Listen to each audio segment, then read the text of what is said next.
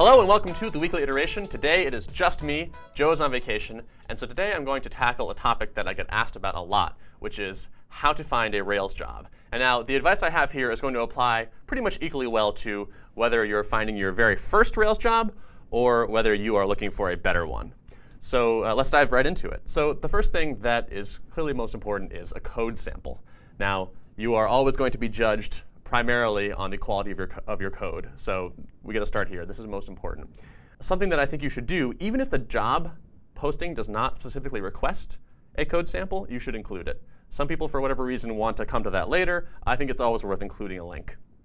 And I think for the thing that you choose as your code sample, you want to make sure that it is appropriate to the target position. So if you're applying to a company that has that does a lot of Rails and TDD, you're going to want a sample that has tests and shows that you know how to do that. If it's a more front-end position, you're going to want to show some JavaScript and things like that. So tailor the code sample you choose to the position. And when you submit this code sample, you should think of yourself as a tour guide for the sample. So don't dump a pile of code on people. I think it's not a great idea to just say, here's the repo. This is my sample. What I recommend you do instead is point people to the interesting parts. Don't make them go find them. Take them directly to them. Say, I think you should check out this file. In particular, I thought it was interesting the way I modeled this. I considered these two trade-offs, and I modeled it this way. Here's another example of a situation I thought was kind of tricky, and I solved it this way, and I think it has these advantages and these disadvantages, but it's the right choice. It adds a lot of depth to your sample, and it puts the burden on you to find the interesting parts as opposed to on the reviewer. And it just makes it more likely that you're going to get to that next stage of the funnel and get an interview. Another great thing to think about is you should be blogging. One of the most important things you can do to get hired or get a better job is to show passion. Companies that care about their craft want to hire developers that also care. And so you want to be able to create a set of signals that show you care. Blogging is a super good one. It really sets you apart from other people. So if you have two developers that are roughly at the same level, have roughly the same portfolio of code, but one is blogging, that's a huge difference. As a reviewer, it also lets you almost cheat. Like it lets you have a fuller application because you give me something to go read. If all I have is candidate A, there's some code I can look at, and there's their cover letter and resume perhaps. Candidate B has the same things, but also a blog, and I can go read 4, 5, 6 posts, skim through the history, see what's there. That's huge. It shows the passion, sets you apart. I think it's really important. One pushback I get on this all the time is people say, that's great, but I don't have anything I can write about. I don't have enough experience. I'm too new. I think that's total nonsense. You should write for you 4 weeks ago. So write a blog post that would have helped you in the last month get there faster. There are always people behind you, no matter how new you are. Even if you're 2 days in, there's somebody that's 1 day in that might find your blog post useful. And again, the point is not exactly to prove to your reviewer that you are the most knowledgeable person on some topic. You don't have to write the best blog post there ever was on the enumerable module. You're just showing them that you're passionate enough to learn something and then try to teach it. It almost just shows goodwill. You want to contribute back to the community and teach people things that are a little bit behind you. If you're actively looking for a position, I think you should be blogging twice a week at a minimum. It's huge. You want your reviewer to see posts happening regularly and recently. Third thing is you should give a lightning talk. Now, a lot of people will recommend that you go to meetups that are relevant to the position you're applying for, and I think that's totally good advice. You should do that. The problem is it's easy to be sort of hamstrung by your own shyness.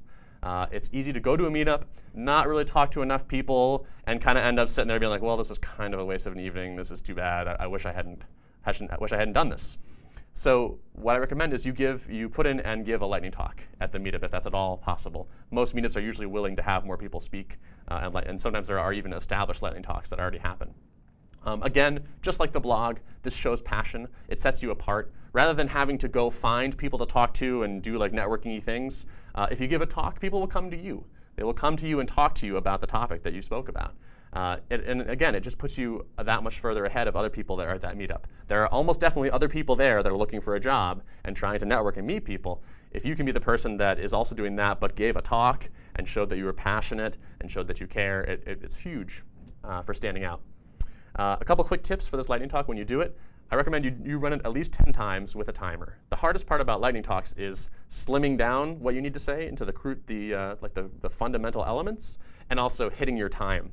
5 minutes, 10 minutes, those are both really short time slots. So you're going to want to actually practice setting a timer for 5 minutes and running your whole talk and seeing what happens. I guarantee the first time you do this, you'll be way, way, way over. You're going to have to work to slim that talk down. So get it to the point where you can kind of do it in your sleep. You know that you're going to hit it within the time limit. Also, prefer to show rather than tell.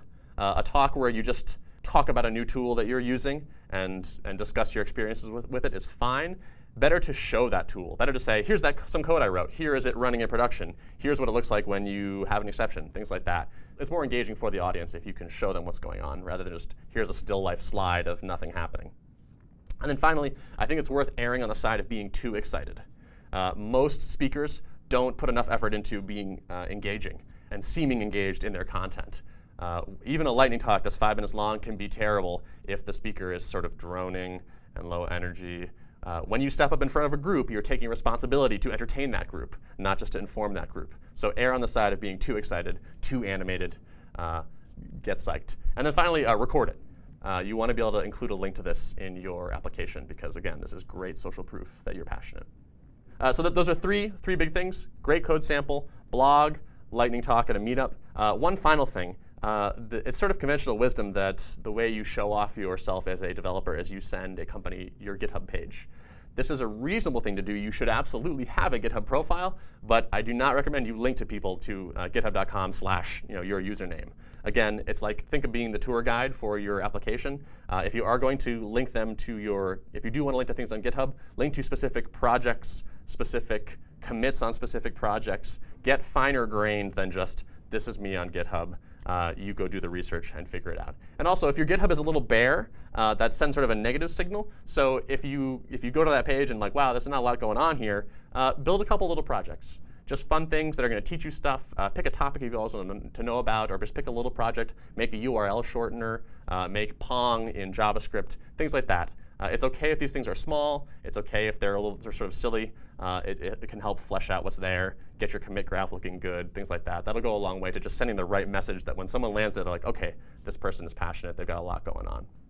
So 3 main tips plus a bonus. I hope that helps. I always like helping people with this. If you are someone in this position where you're looking to get a first job or upgrade a job and you're struggling and these tips aren't enough, throw a post on the forum. I want to talk to you about it. I want to help out. I've been on the interviewee side and the interviewer side now for a while, so I can usually offer some good advice. If you're running into a weird situation or just not having luck, please get in touch and I'll help you out. Thanks a lot.